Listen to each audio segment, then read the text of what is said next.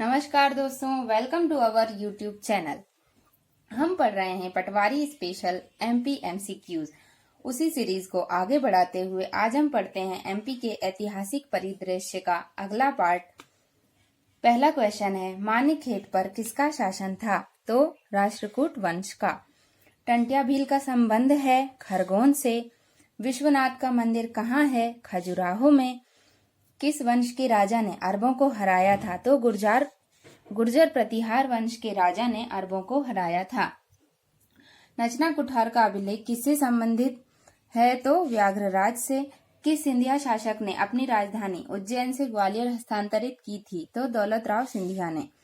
सिंधिया वंश की स्थापना किसने की थी? महादजी सिंधिया ने।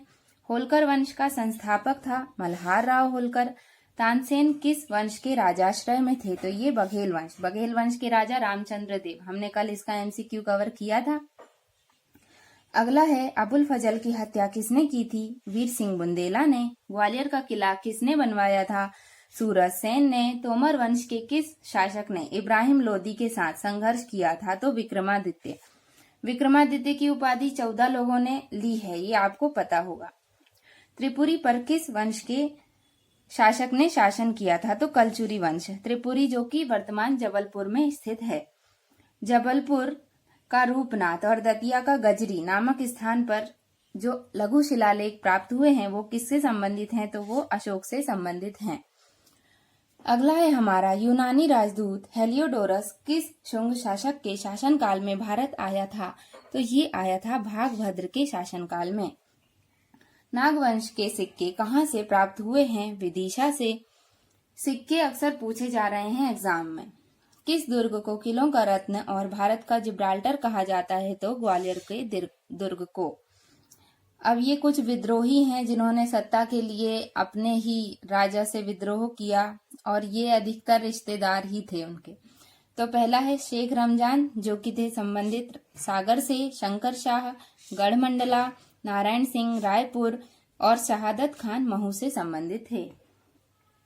एमपी के निम्न में से किस पुरातात्विक महत्व के स्मारक को राज्य संरक्षित घोषित किया गया है? तो खूनी भंडार को। देश का पहला पुरातत्व पार्क कहाँ स्थापित किया गया है? तो संग्रामपुर में।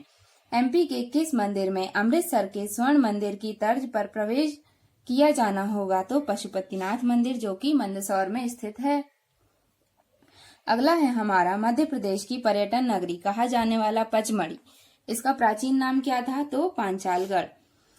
मध्य प्रदेश में संसार का ऐसा कौन सा मंदिर है जिसके पट वर्ष में सिर्फ एक बार खुलते हैं? तो वो मंदिर है नागचंद्रेश्वर मंदिर जो कि उज्जैन में स्थित है।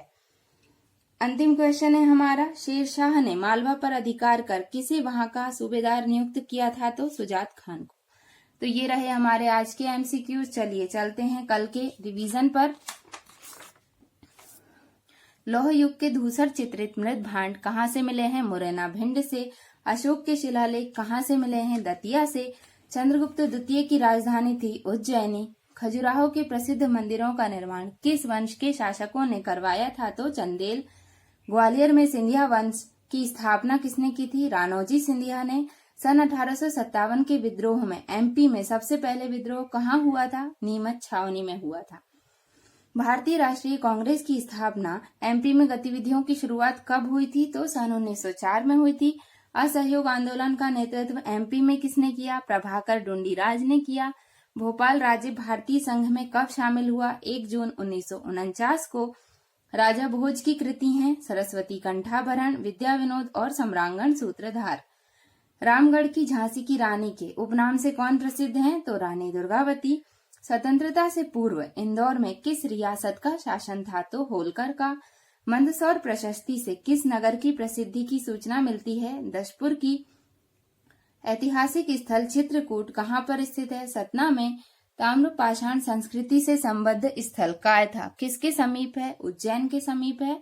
प्राचीन भारत में सती प्रथा के प्रचलन का प्रथम पुरातात्विक साक्ष्य कहाँ से प्राप्त हुआ है? तो एरण से।